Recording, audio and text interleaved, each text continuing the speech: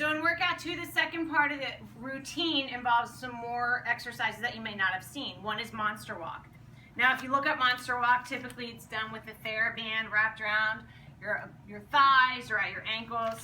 This is our little tweak from a lot of the courses I've taken over the years.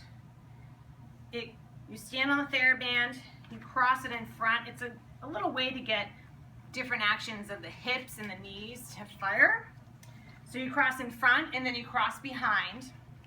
You bend the elbows and you push out a little bit so you feel some resistance to the hands. You push your butt back so your knees aren't going forward. Push your butt back, get that stabilization, and then you might just start with the side step.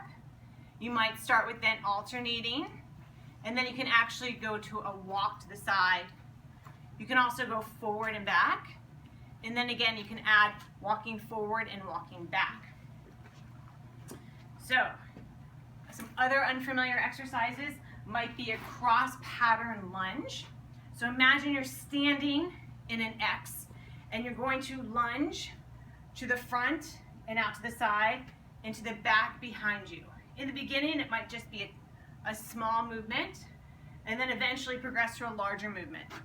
I like starting small and then progressing to larger because that small movement warms up the ankle that's actually stationary. Then you do the other part of the X. To the back and to the side, across and to the front. So it's just diagonal lines to which you're following. Moving from here, there's also trying to get into that core stabilization and getting the whole back side of your body also stronger, is a single arm pull-up with hip extension.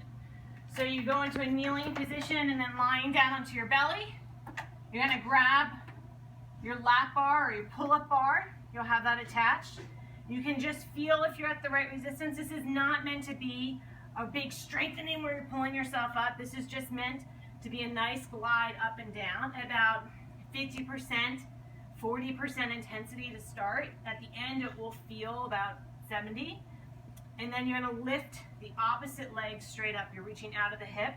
The leg can be straight, or you can have your foot flexed and your knee flexed, or bent is another way to say it.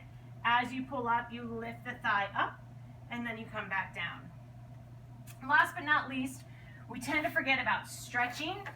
We get our hips nicely with a runner's stretch, and then we usually stretch our hamstrings, but we often forget about the underside of our foot, called the plantar fascia. And so this is a great way to stretch. I usually face the tower because that's a little bit easier. You actually tuck your toes underneath. And then you start by maybe just shifting your weight back and then coming off. You might just start with a gentle rock. Find that position where you feel the stretch and then hang out. If it's too much, you can put a pillow between the buttocks and the heels. If it feels okay, you just sit back and feel that stretch underneath your foot.